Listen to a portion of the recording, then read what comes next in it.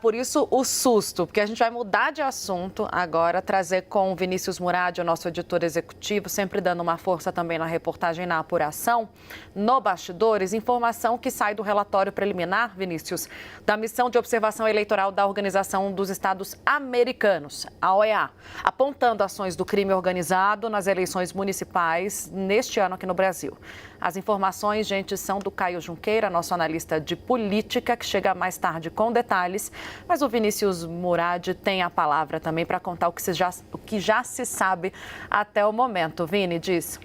Tainá, Uribe, boa tarde a vocês. Caio Junqueira gentilmente cedeu as informações para a gente reportar aqui no Bastidores CNN, e o que ele conta é que os 15 observadores de 9 nacionalidades que estiveram no Brasil incluíram no relatório que foram relatadas a eles durante o período em que estiveram no país ações de grupos criminosos, tanto para coagir eleitores e restringir a mobilidade de candidaturas em suas áreas de controle, como a entrada de recursos financeiros do tráfico de drogas nas campanhas eleitorais. As informações de Caio Junqueira enviou também alguns trechos do documento, você vai ver aí na sua tela. O primeiro diz que a missão também observou a preocupação crescente de vários atores com quem se reuniu para discutir o risco de o crime organizado entrar no âmbito político. Abre aspas. Com relação a isso, eles manifestaram o receio da ação de grupos criminosos de impor restrições de mobilidade nas áreas sob seu controle,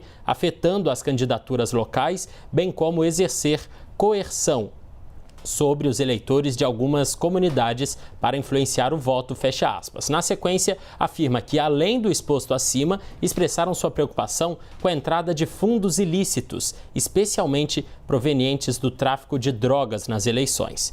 O relatório constatou ainda a escalada da violência política nas eleições, dizendo que os observatórios de violência política registraram de janeiro a 1º de outubro desse ano um total de quase 470 atos de violência contra políticos, o que representa um aumento de 58,9% em relação aos 295 eventos registrados no mesmo período de 2020. O documento aponta ainda que, além disso, enquanto nas eleições de 2020 houve um caso de violência política a cada 7 dias, nestas eleições foi um caso a cada 1 dia e meio. A OEA mencionou no documento as agressões ocorridas também durante debates nas eleições em São Paulo.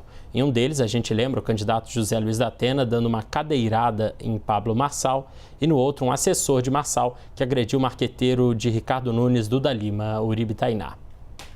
Vini, o que o relatório traz de recomendações para conter essa escalada de violência política? Porque a gente viu que passou de todos os limites nesse ano. Teve cadeirada, teve assassinato, teve ameaça, teve atropelamento de um candidato a vereador do PL a um militante petista.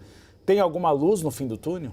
Então, a OEA traz nesse relatório 3 sugestões, Uribe. A primeira é a criação de um registro público de dados sobre violência política e aí consolidando dados tanto a nível federal quanto a nível estadual. O foco seria promover uma política de segurança pública mais preventiva.